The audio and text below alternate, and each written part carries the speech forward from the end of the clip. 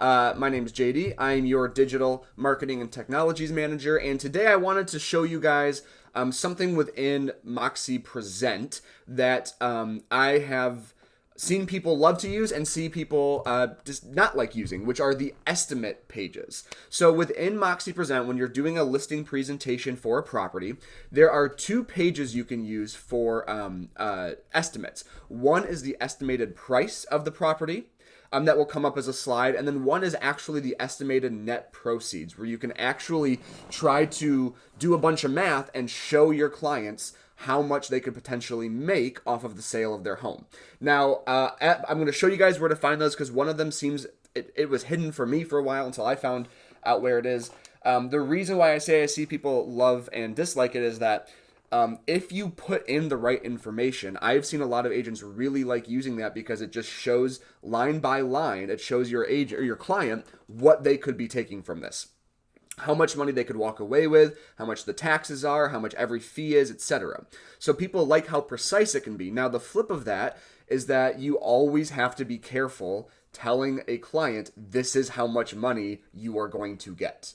This is what you're going to walk away with because you don't know. Something could come up along the way. Something, could cost more than they expect. Something could come up in the inspection that the buyer wants them to fix, and so on. So it's a very powerful slide, but if you ever use them, I would always use the phrase, and that's why they call them that, estimates. It's never a guarantee. It's never a promise. It's an estimate.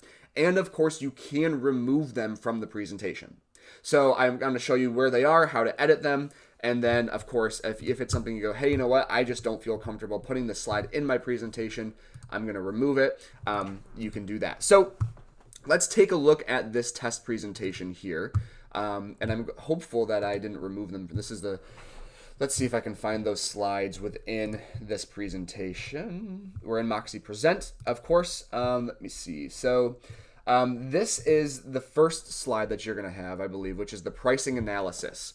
So on this page, you're going to see the approximate market value. Now, on this particular presentation, this slide, I have chosen a range. You can see I have 169.9 to 186.89. Pretty specific. You can do a range or you can do one specific price. So I'm going to show you how to choose between those. The other slide we're going to look at is the estimated net proceeds. So this is a very basic example of one. There are far more sections you can add when you get to this point. But you can see that I've got over here the selling price, the estimated costs, and then the net proceeds. So the selling price, of course, is what you think you can sell the home for. And then the costs are going to be everything else. So you've got the mortgage you have on your previous property, the percentages that you're going to pay both the listing and the selling office. And then I just put some random things in here like the prorated property tax, repairs, HOA fees, admin fee, home warranty policy, inspections, and closing costs. So the idea here is that they're going to do the math for you, right? You're selling your home for $185. You've got $159.1 in terms of everything you have to take care of beforehand. You're theoretically walking away with about $25,891. So let's take a look at where you can find these slides within the presentation. I'm going to go to this presentation that I've prepared for Luke Skywalker, and I'm going to click Edit. Because I'm not going to go through the steps of making a full presentation. Hopefully if you guys have seen these presentations before in Moxi Monday or in our 101 and 201 classes, you've seen us looking at, adding a property, searching for listings that are good comps, adding those comps. But what we're going to focus on is the fourth step up here. So you've got subject property, search, listings, and then you've got estimate. It's the final one before pages. So you've got two different slides here. The first one that we're looking at now is the estimated pricing. This is the first thing, of course, that we were looking at, which is where you can tell your client what you think the home is going to be worth. Now, this is one of the reasons why, you guys know this, the comps that you choose are very important. Because if you notice right here, there's a pricing stats section that is going to calculate a bunch of information based off of the comps that you've pulled in. So if you take a look here, the price based on average sales, the average price of the sold comparable properties that I've pulled in is $222,183. So that's just taking, you can see all the comps I have here. They took all of those solds, added them together, divided it by, 8, I think, and then they have the average right there, 222, 183. So it is going to pull over some stats for you to show you, these are the comps that we pulled. The average price is this. So that's why, one of the reasons why I think your home could be worth this. Now, we are currently, personally, in the process. We bought a home about a month ago, and we're closing on our old home next. I should probably know this. I think next Monday or Tuesday or Wednesday. I should know that. But when we were talking with our agent, who of course was a Schmidt agent, I really liked when he would give us a range as opposed to one specific price.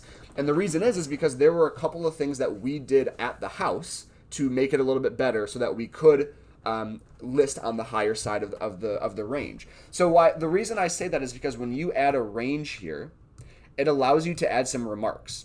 So the remarks that I added were, as is, your home should be listed for $169,900. However, if you do the three things we've discussed, which I'm sure is something you would do during the listing presentation or beforehand, which here I just said, recarpet the office, paint the porch, and paint the kitchen, your home could be listed closer to $185,000.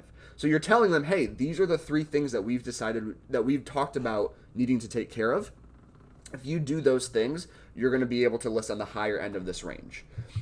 You can clear the range, of course, but it will give you an estimated market value based on that property. It will give it to you based on the comps. And so you could just have this one price here, $178,395. That's just the one, and on the presentation, it will say, this is what I think your home is worth.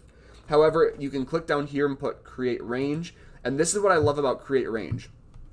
It's going to take that price and it's actually going to calculate the range based on a percentage that you give. So what I mean by that, if I say I want the range to be 4%, so if the price is 178, I want the low end to be 4% less than 178, and I want the high end to be 4% higher than 178. So I put 4%, I click calculate, and just like that, it does the math for me. I don't need to go in and mess with these numbers and try to do some, again, I have a film degree, right? I'm not exactly a numbers guy. Doing this math for me makes things way, way nicer. So I can take this range here and say, I think the home is worth about 178, but I put a 4% range on either side of it. You can just take those numbers as is, or you can clean them up. Maybe you want to round this one up to 172, so you put that in. And then you want to round this one up to 185, or round it down to 185. So now I got 172, 185. I click apply. And now that's going to be the range that comes through. So you can add a range, or you can just use the one number. And of course, if you clear the range and you can use whatever that market is, or you can change it to whatever you think it's going to be. And then you can also add, let me put those numbers back in there. I think it was like 172. And like 180, I'll just do 185 again. And I click apply. So I've got my range there, and then of course you can add some remarks that will show up on the presentation slide to kind of explain why your list range is what it is. Sheila asks, how do you know what percentage to use? Sheila, I don't. This is where you guys as realtors and market experts really come in. And I would, when we were talking to our agent about it, unironically, or actually I guess ironically, those were three of the things that we did to our home before we listed it, because those were the three things that we had talked about. The carpet, thanks to the puppies, had a couple in the office had some bare spots. The porch looked pretty bad, and the kitchen we wanted to repaint to look a little less eccentric. So he said, your home could be listed between this number and this number, but it'll be on the higher end if you if you take care of these things. So there's not a specific percentage that I would recommend.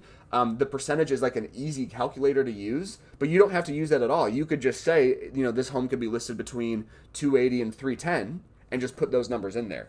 I was using 4 as just a random, not a random, but I guess like a small little cushion. But it's a good question. That's where you guys as the agents and the experts come in and really kind of give them that range based off of the comps, what you've seen of the property, stuff like that. So that's the estimated pricing page. Now, the estimated net proceeds page is right next to it on this little tab. I personally, and I know a lot of other people had trouble finding that because every other page is right across the top up here, but this one is in its own little navigation bar over here. So if you want to go over to the estimated net proceeds, all you have to do is click on it, and it'll take you here. So you can have a title of the page. You can have the estimated price and all the info here. You can see for the title, I specifically said estimated net proceeds because I wanted the agent or the client, whomever, to know this is an estimate. So if this is ever a presentation you're giving in person, really, really drill that home. Based off of what I know now, based off of what I've seen of your home, this is what I think your home is worth. And really, again, I cannot stress enough to drill that part home. Should you use less comps or focus on ones closer to the subject project? Yeah, Bree, so the comps that I had in that were definitely just for training purposes to show how to pull them. You should absolutely use comps that make sense for your property. You do not want to use a big span. You want to find comps that literally make sense for the home, of course, that you're trying to list. So then you have all of these numbers that you can fill in here. So you can see from the top we've got the mortgage one, maybe if they have a second mortgage, the brokerage fees, 3.5. If you just put it down to 3, it will calculate that for you. So 3% list side, sell side, settlement costs like escrow, title, insurance, and a property tax. You can see all the stuff. You know, state tax, I don't know, 2%, 3,700, 1.5. Basically, my recommendation is that if you're going to use this slide, I would try to make it as filled in and as complete as possible. You don't want to go, well, you know, I'm not too worried about the annual property taxes or the title insurance. I'm not too worried about that stuff because it's minimal. Well, when you're, you know, telling somebody an estimate of how much they're going to make, you're going to want to be as specific as you can be. So add all of the information in that you're able to. State tax, city, county tax. You've got other costs down here, so they have just a line item for repairs, HOA, maintenance fee, home warranty, closing costs, stuff like that. They also have down here a custom costs section where you can add something custom. So let's just say for whatever reason, you and your client had talked a lot about having to repave the driveway before you list it. So you could just say repave driveway, and then the cost of that, I don't know, $1,000. And then you add another one that could be another, a title fee or something that's not listed here. You can add those custom costs. And so, of course, what this is doing is it's adding that information right up here to the top like we were looking at earlier. Estimated selling price, estimated seller cost, estimated net proceeds. So one thing that I've seen people do is that, you've got this repairs section right here where I just put $5,000 in. But if you want to really divvy that up and show that specifically, you can take that out, leave that blank, and then down here in the custom cost section, you can add that down here line by line. So, okay, to repaint the porch and the front door, that's going to be $1,200. To recarpet office, that's going to be, what was it, like $300, whatever. So you can break it up line by line, or you can just put one lump sum there. If you leave anything blank, like here you can see we've got repairs, assessments, maintenance fee. If you leave those blank, they will not show up on the slide. It's not going to say maintenance fee 0, assessments 0, repairs 0. It's just not going to show up. So another thing you can do, and I should show you that before I do it, is you can have multiple net proceed examples, I guess you could say. So right up here you see copy estimated net proceeds, the price is there. If I go up here and click copy, this little button that has the 2 sheets, I now have 2 different versions. So if I go to this one, I can call it estimated net proceeds 1, and then I could hide that one, and on my second one I could call it estimated net proceeds 2. So now you're going to have 2 different estimates that you can show them. Now, again, this could be because you're going to have different selling prices. You could say if we listed it at the low price and without the repairs, you could be making this much. So let's just use that as an example. If we go up here, let's just say the estimated selling price is $171. And I'm just using one of the numbers that we were looking at from the previous presentation. So 171, and you're going to make 0 repairs. So we're going to remove all of those repairs right there. Everything else is the same. Now let's go down to number 2, and you're going to sell it for $185, but you're going to do, if we do the math here, $2,500 in repairs. So maybe what you're going to use this for is you're going to say, hey, look, you go up to slide number 1. We're going to list at $171. We're not going to make any repairs. You're going to walk away with about $17,000. However, if you make those repairs for $2,500 and we then list for $185, now you're walking away with $27,000. So, and this is one of the things that our agent walked us through is like, it's going to be a bit more of an investment right now because you're going to pay for the carpet, you're going to pay for the labor, you're going to pay for the paint and all that stuff. But then you're going to be able to list at a price that is more than what you paid for the repairs. So now you're walking away with more money in your pocket. So you can use this to show, hey, that's the first thing that comes to mind for me. But the thing that I like about this page and this slides is that any instance that you come up with for why you'd want to have estimate A and B or 1 and 2, use it for that. Most of the time, from what I would assume, it's going to be to show them, selling price 1 versus selling price 2. But maybe, you're talking about listing for different brokerage fees. Might not do that. HOA fees, repairs, any of these things, you can have multiple instances to show them on your page or on your presentation. Now, of course, at the end, I always like to go down and click Save just for safety. And when we go finally to the last page up here, which is Pages, so you go back up to this top bar, we go from Estimate to Pages, you can see those, hello, Luke, right over here on the left. So you're going to have your, I think these are where did they go? The pricing analysis, here it is, and the net proceeds. So you got estimated net proceeds 1, and then if you were to scroll down, you're going to have estimated net proceeds 2. So again, I have them right down here towards the bottom of my presentation. To me, that's where they make the most sense because you're going to spend the time going over the presentation, all of the comps, the things that you've seen on their property, and then you kind of close it out with the price. Of course, if you want to, you can move those around. I could just click and drag and put it towards the top, which again would be kind of weird. But I have had people say, a few people, I just don't want these slides in my presentation. I don't want the liability of that. I don't want to risk something coming up and me not, them feeling like I didn't word it properly or anything like that. All you have to do, and that's more the net proceeds slide than it is the pricing analysis. If you don't want this slide in your presentation, all you got to do down here is when you're on this slide for net proceeds, just go over here and click that remove button, just like that. And now it will be, unsurprisingly, removed from your presentation. And then, of course, just as a reminder, if you ever accidentally do that, go, oh, crap, that was the wrong one, or hey, I do want that slide now. If you simply go back up here to Add Page right at the top, click Add Page, Add from Library. All of the ones that you had removed are going to be right here, some from the standard pages. And right down here, I go to Net Proceeds, and I just click Add. And now it's going to be back in my presentation.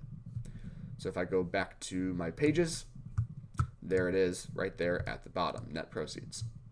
So that's what I wanted to show you guys today. I wanted to show you the estimate pages, both the pricing analysis and the net proceeds. I wanted to show you how you can fill in that information, and then that you can have multiple instances to compare, option A versus option B, whether that is the selling price, whether that is repairs, or anything else that might come up with.